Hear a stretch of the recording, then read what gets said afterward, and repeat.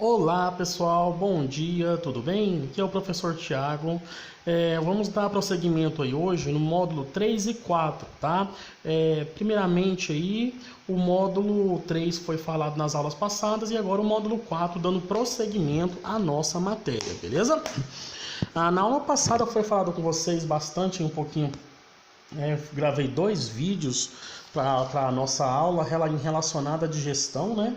A digestão, falamos sobre os tipos de alimentos, sobre sais, vitaminas, digestões específicas e algumas partes anatômicas do corpo. Hoje nós vamos começar a falar aí no caso aí da digestão, né, que vai da boca até a parte anal, né, onde vai ter a parte onde vai sair todo esse material que foi digerido. Então, ou seja, é de grande importância a gente entender o processo de digestão, tá?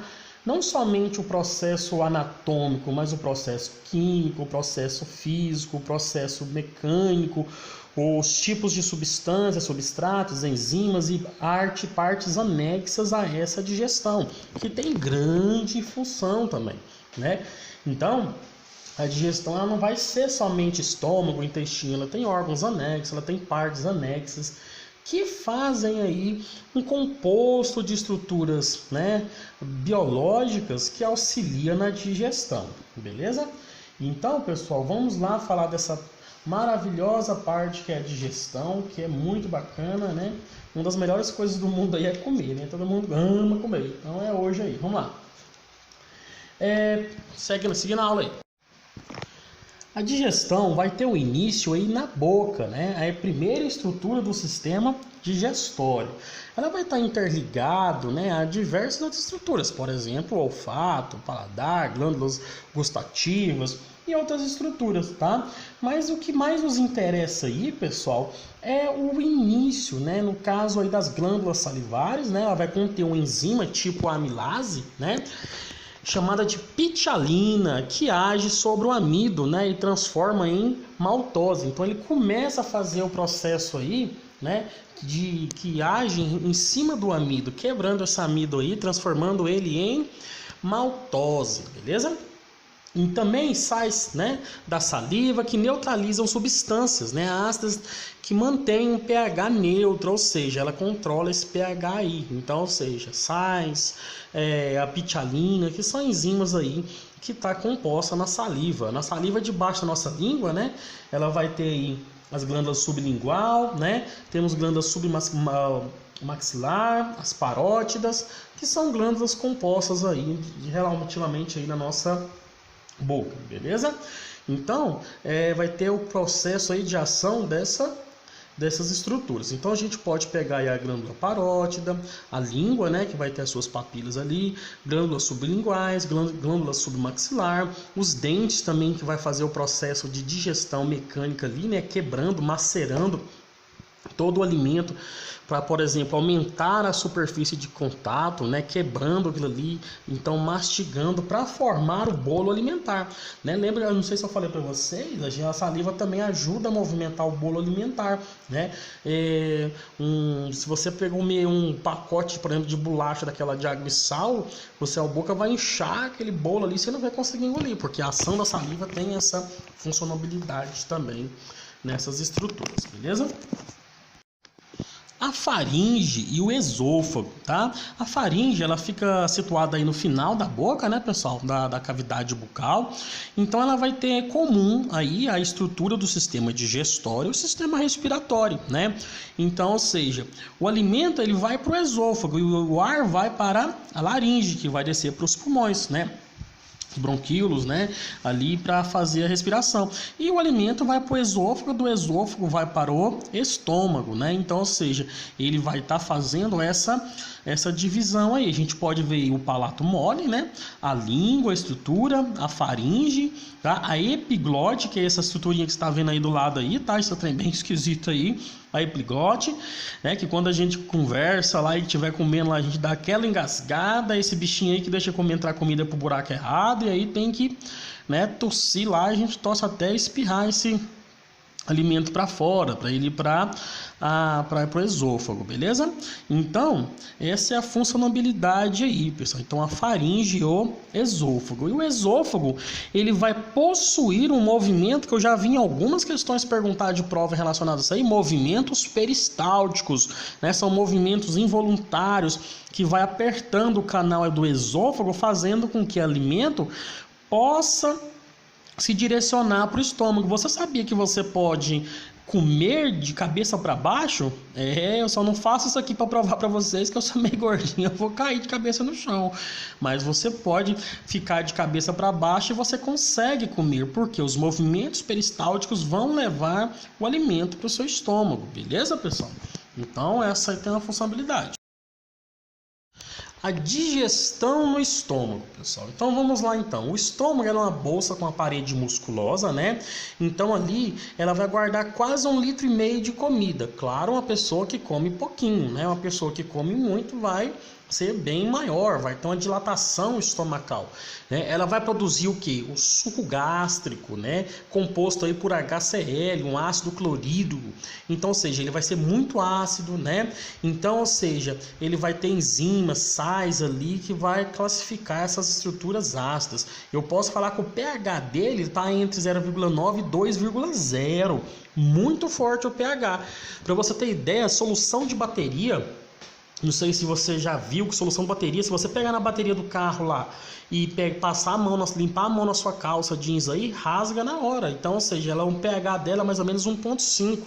Agora, pasmem para você ver, o pH da Coca-Cola, pessoal, tá entre 2,5 e 3 ponto alguma coisa. Aí você vê o tanto que a Coca-Cola é ácida, né? Inclusive, quando você toma refrigerante, você aumenta o pH diminui o pH do seu estômago e ele vai ter uma mucosa, né? Nós vamos falar um pouquinho dessa mucosa ali, que vai causar feridas e pode gerar gastrite, ulceratrite, né? E machucados ali na parede desse estômago. Então, por isso que é sempre necessário evitar o consumo de refrigerante, além dele também liberar uma quantidade de pH do seu sangue, né, diminuindo o seu pH. E o que ele vai ter que fazer para neutralizar o pH? O ácido neutraliza com a base, isso aí, tira sais lá, tira cálcio dos seus ossos e dentes para poder neutralizar esse pH. Então, ou seja, além dele fazer mal, né? E outras estruturas que nós vamos fazer outra pesquisinha depois para a gente ver sobre o estômago aí, beleza?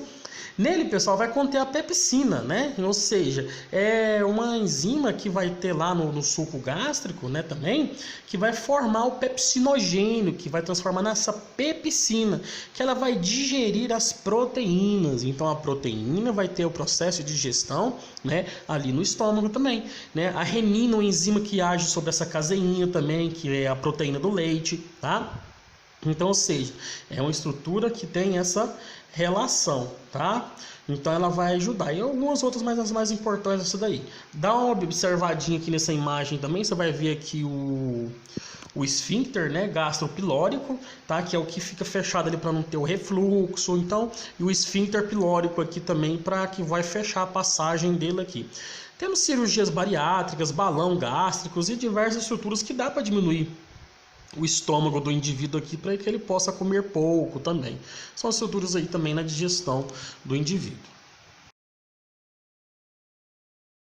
Pessoal, essa mucosa gástrica, né, ela é recoberta por uma camada de muco que vai proteger o estômago contra o líquido corrosivo dele, né? Muitas pessoas perguntam, pô, o estômago é feito de quê?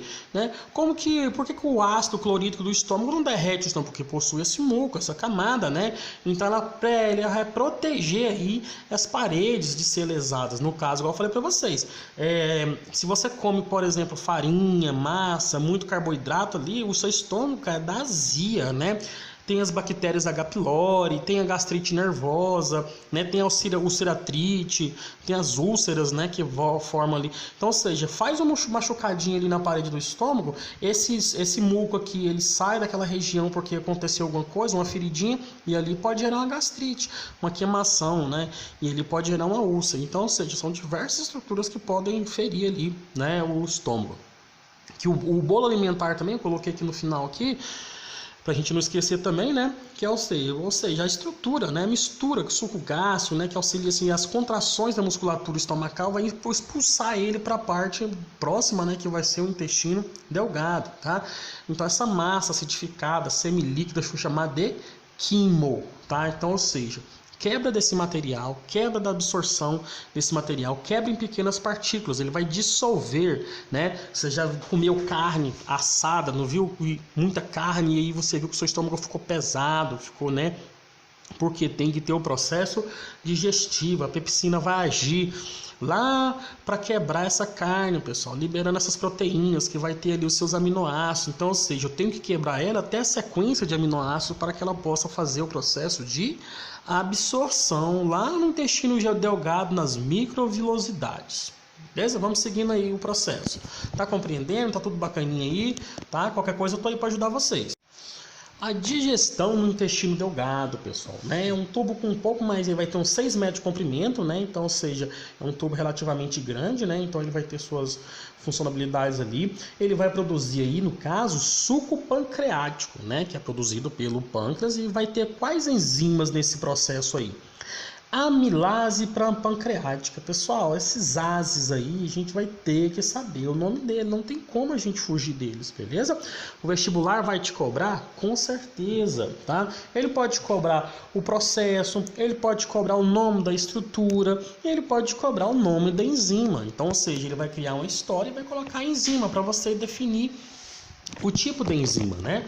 Alguns vestibulares mais pesados vão te cobrar a funcionalidade, vai comparar com as outras. Então, ou seja, você precisa estar ligado nisso daí. Ó, amilase pancreática vai digerir qual substrato? Amido. Produtos do amido, pessoal. A maltose, tá? Ou seja, a maltose é um subproduto ali do amido, né? Então, ou seja, ó, assimilação amido, amilase, amido, maltose. Tripsina, tá? A tripsina, ela vai, o substrato que ela vai agir vai ser onde? Nas proteínas, né? Então, ou seja, ela vai digerir o que? Peptídeos, tá? Os peptídeos. Quimiotripsina, proteínas também, tá bom? Ou seja, ela vai, a enzima que vai ativar ela, né? No caso aí a quimiotripsina, o peptídeo também, tá? A carboxipeptidase, né? Aminoácidos terminal, né? Na extremidade da carboxila de peptídeos. Então, ou seja, peptídeos e aminoácidos. A lipase pancreática, tá? Triglicerídeos emulsificados pela bile. Lá na emulsificação, nós vamos falar um pouquinho da bile agora aqui, que vai emulsificar as gotículas de gordura. Então, esses triglicerídeos emulsificados pela bile, tá? Então, ou seja, qual que é o produto? O ácidos graxos, monoglicerídeos, tá? Estruturas aí dos triglicérides. As nucleases, olha, mais uma ase, vai digerir o que? RNA, DNA, os nucleotídeos. Beleza, pessoal? Olha aí, aqui a gente falou de carboidratos, amidos, de proteínas, falamos de aminoácidos, né? E falamos de lipídios, ó, amilase, tripsina, quimiotripsina, carboxipeptidase, lipase e nuclease. Ah, professor, é difícil demais. Cara, não é. É uma repetição, é um estudo, é uma revisão para vocês que vão enfrentar agora vestibular. É super importante saber todos esses nomes, tá? Quando eu fui fazer meus vestibulares de biologia também, para fazer o curso de biologia, eu sofri do mesmo jeito, né? E eu tive que aprender, beleza? Entenda o processo. O que acontece em cada processo? Eu tenho que quebrar mecanicamente na boca ali, começar a salivar, jogar para o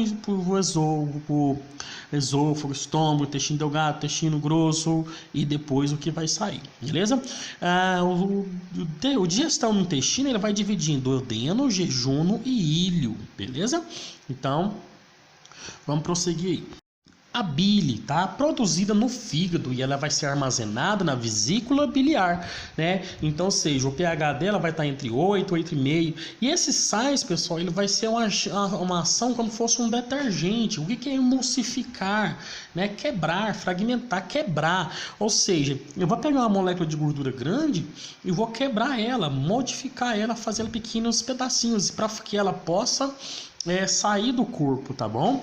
Eu tomei um remédio uma vez que ele não deixava meu sal biliar quebrar a gordura. Cara, era uma coisa de doido, né? Eu emagreci bastante, né? Porque ele quebrava, ele fazia com que a gordura passasse direto pelo trato digestivo. Então, assim, um negócio bem... não era muito legal não, viu? Mas emagreciam bastante com ele, tá? Então, ou seja, ela fragmentava essa gordura, tá? Microgotículas em si, produzida pelo fígado, armazenada na vesícula biliar. Pessoas que têm que tirar a bile aí, pessoal, elas, né, tem uma aversão aí a comer gordura, carnes gordurosas, tem que ter uma alimentação mais organizadinha para isso aí. Bacaninha? É cada história que eu conto aqui, depois eu fico pensando, por que eu falei isso? Mas não importa, não tem nada não, faz parte da vida biológica da gente, tá bom? Absorção de nutrientes, ou seja, pessoal, o nosso alimento que nós comemos, ele precisa ser absorvido. Em que parte do corpo que ele vai ser absorvido, né? Então, na superfície interna da mucosa do intestino delgado, eu vou ter o que? As dobras, tá? Essas dobrinhas, eu vou chamar elas de vilosidades, as microvilosidades que vai fazer a absorção desse alimento para o intestino, né?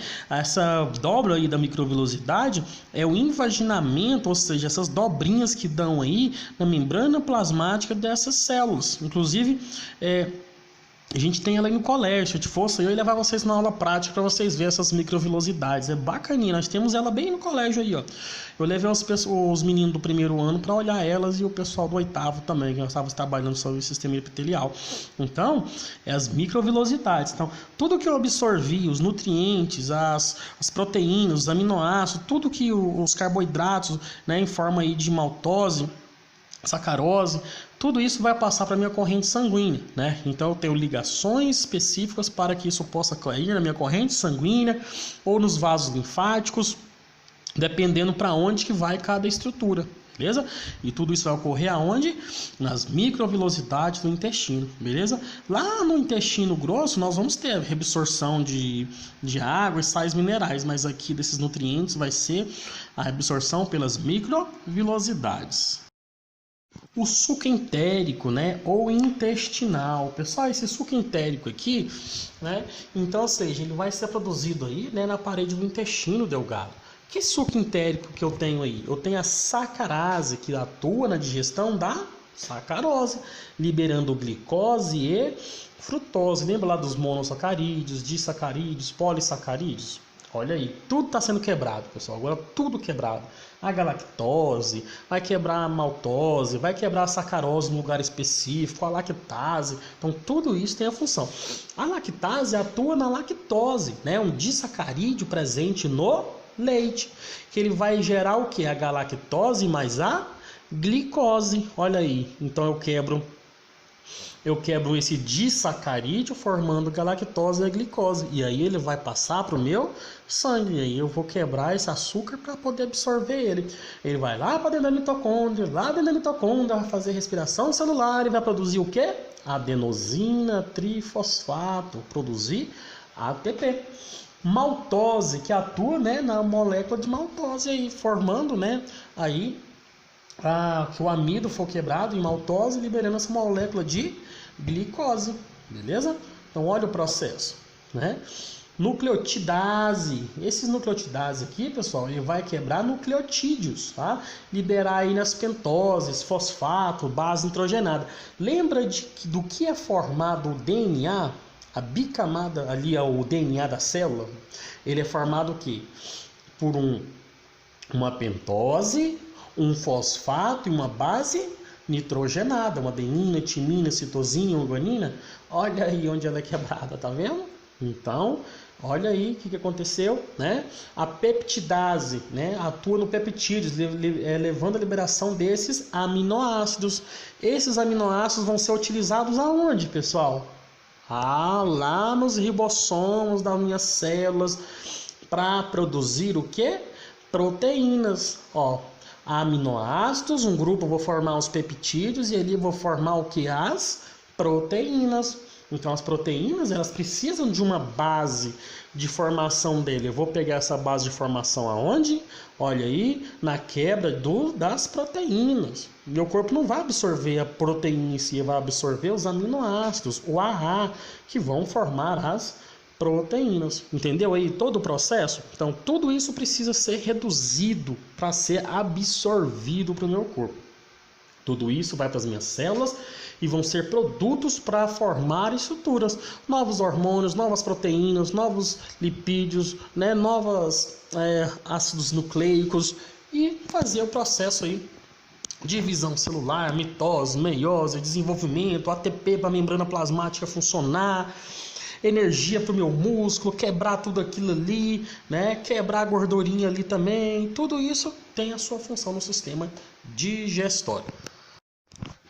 Pessoal, hormônios, os hormônios aí também, né? Eles vão fazer o quê? Eles vão estimular, fazer um processo estímulo. Então nós temos diversos hormônios no nosso corpo. O que está relacionado com a digestão, a gastrina, a fonte, né, no estômago. Então, ou seja, qual que é o estímulo dela, né? O contato de alimentos ali proteicos, né, com as paredes do estômago. Então ele vai estimular a secreção do suco gástrico, né? A contração da musculatura estomacal e vai produzir o suco gástrico, o ácido clorídrico, tá bom? A secretina no intestino delgado, né? Então, ou seja, com esse contato aí, ele vai estimular o pâncreas a produzir o suco rico em bicarbonato, né? E o fígado secretar a bile. Então, a bile, ela é secretada, estimulada por qual hormônio? Secretina. Beleza? O suco gástrico, o HCl, é estimulado por qual hormônio? A gastrina. Beleza? A colocistequinona, né? Ou pancreosinina, nossa Deus, agora travou, foi tudo aqui. O intestino delgado, né? O contato aí com os lipídios, aminoácidos, vai liberar o que? A liberação de enzima digestiva, tá? Liberar a bile aí no duodeno para emulsificar essa gordura aí, tá? A enterogastronona, tá?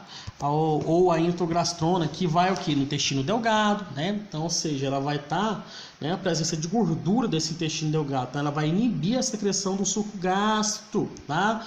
Bem como a mobilidade do estômago. Então, ou seja, olha as funcionalidades de cada hormônio, aonde ele vai atuar, o que ele vai estimular e a ação dele.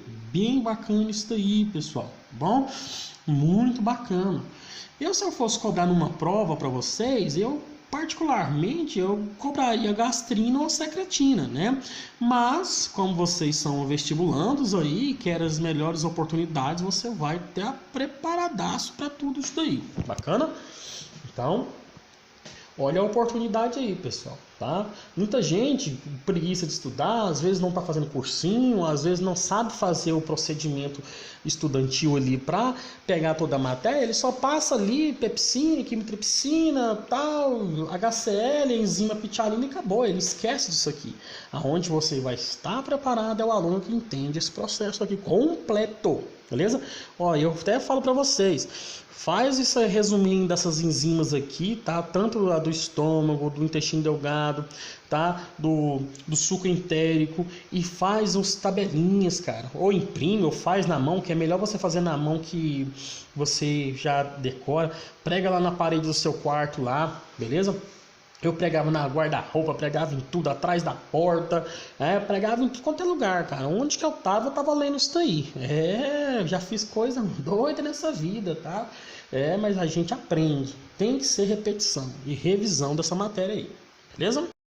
Vamos lá, eu não ia contar não, mas eu vou contar para vocês, né?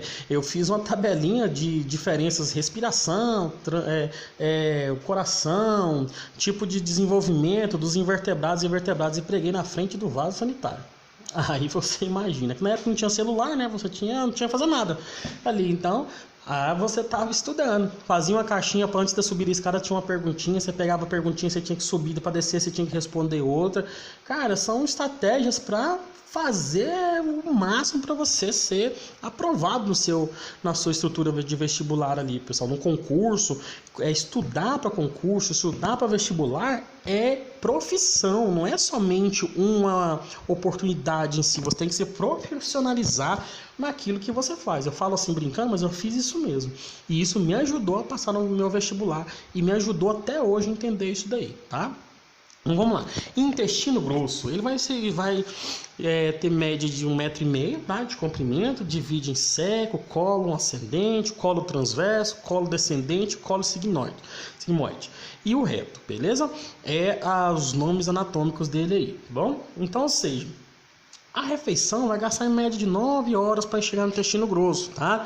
Então, ou seja, nele vai absorver parte da água e sais minerais, tá?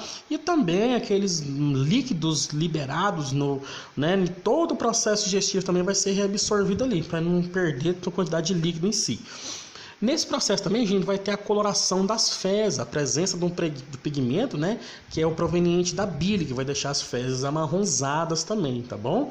Então, ou seja, 30% dessa parte sólida aí, né, vai ser constituída por bactérias também vivas e mortas, né, e também por sais, muco, fibras, celulose e outros, né, ingeridos. Então é importante as fibras também na alimentação para que possa movimentar dentro do intestino grosso esse bolo fecal, tá? Então comer alface também. Por que é a função do alface? Ele não tem nada no alface, mas ele tem fibras. Essas fibras ajudam a movimentar esse bolo fecal, né? Então, ou seja, tem pessoas que têm problema de absorção de água que resseca as fezes dentro do intestino grosso, pessoal, e causa ali entupimento. A pessoa tem que fazer cirurgia para desentupir. Não é fácil não. E aquilo causa inflamação, porque as bactérias inflamam ali, vira aquele processo todo e a pessoa sofre graves consequências, tá bom? Então, essa funcionalidade do intestino grosso ali, beleza? A flora intestinal, tá? No intestino grosso ali vai ter diversas bactérias, tá? Então, ou seja, elas vão ajudar ali, né, a produzir a vitamina K, B12, riboflavina, né, tianina. Então, ou seja, vai ter ali uma troca, né, uma troca ali, ou seja, ajudando essa flora bacteriana, tá bom? Vai produzir também as flatulências, né, os gases intestinais ali que vai ser liberado, tá? Então, ou seja, a proliferação vai ajudar também a evitar a proliferação de bactérias patogênicas, né, que poderiam causar mal ali. Então, ou seja, quando dá aquela diarreia, dor de barriga bem forte e a pessoa perde a flora intestinal, ela tem que tomar o quê? O Florax ou tomar o Yakult, né? Florax ou Yakult aí que ajuda a fazer a reposição dessa flora intestinal, né, do nosso estômago. Então, olha como é que nós somos um indivíduo bem completo, né, um indivíduo bem estruturado. É muito bonito isso, cara. Eu amo biologia por causa disso. Isso é uma loucura, muito massa. Segue aí, segue aí. Nesse slide aqui, pessoal, eu coloquei um resumo bem básico aqui das enzimas digestivas. Cara, vamos pegar isso daí, vamos estudar ele, tá bom? Para que a gente possa sair perfeito aí nesses estudos, beleza? Suco digestivo, né? No caso a enzima digestiva, nós vamos estar falando da pitialina, pH neutro, substrato polissacarídeos, né? Quebrando o amido em maltose, olha os produtos dela, a maltose. Suco gástrico, pepsina, né? O pH dela ácido, substrato proteína, né? Os produtos oligopeptídeos, que depois vai virar os aminoácidos. Suco pancreático, tá? Eu vou ter a quimiotripsina, ela é alcalina, no caso vai ter um pH base, né? Ou seja, o substrato dela vai ser a proteína e vai liberar o que? Peptídeo. A tripsina também alcalina, proteína liberando peptídeos. A amilopepsina, né? Também alcalina, vai quebrar amilo, vem do amido, né? Polissacarídeo, que vai formar a maltose. RNase, ou seja, RNase. Vamos falar assim também. Alcalino vai quebrar o que? RNA, né, pessoal? Um ribonucleotídeo, ácido ribonucleico, RNA. A RNase, essa ase vai quebrar RNA. DNase, alcalino, vai quebrar o quê? Ácido desoxirribonucleotideoso, o DNA, tá? A lipase alcalina vai quebrar lipídios, glicerol e ácidos graxos, beleza? Depois nós teremos o suco intestinal ou entérico, tá? Vai ter o que? Enzima que? Carboxipeptidase, né, alcalina, oligopeptídeos, transformando ele em aminoácidos. Ó, agora eu quebro os peptídeos, transformando eles em aminoácidos. Aminopeptidase, também alcalino. Oligopeptídeos vai quebrar aminoácidos, tá? Os dipeptidase, dipeptídeos quebrando aminoácidos. Ó, maltase, alcalino, vai quebrar a maltose, transformando ela em glicose. Sacarose vai quebrar, né? Sacarase vai quebrar a sacarose em glicose e frutose. E a lactase quebrar a lactose, né? O substrato lactose em glicose e galactose. Entendeu esse processo aí, pessoal? Belezinha, tranquilão. Tá beleza isso daí? Ó, tá o vídeo aí no YouTube, dá para você revisar outra hora se você não entendeu, né? Dá para você voltar, dá para você estudar. Então a gente tem diversos vídeos, diversas estruturas aí ajudando aí no processo. Se eu encontrar algum videozinho bacana aqui agora que é uma animação, eu acho boa animação pra gente poder estudar isso daí. Aí eu vou colocar para vocês aí, beleza? Um abraço.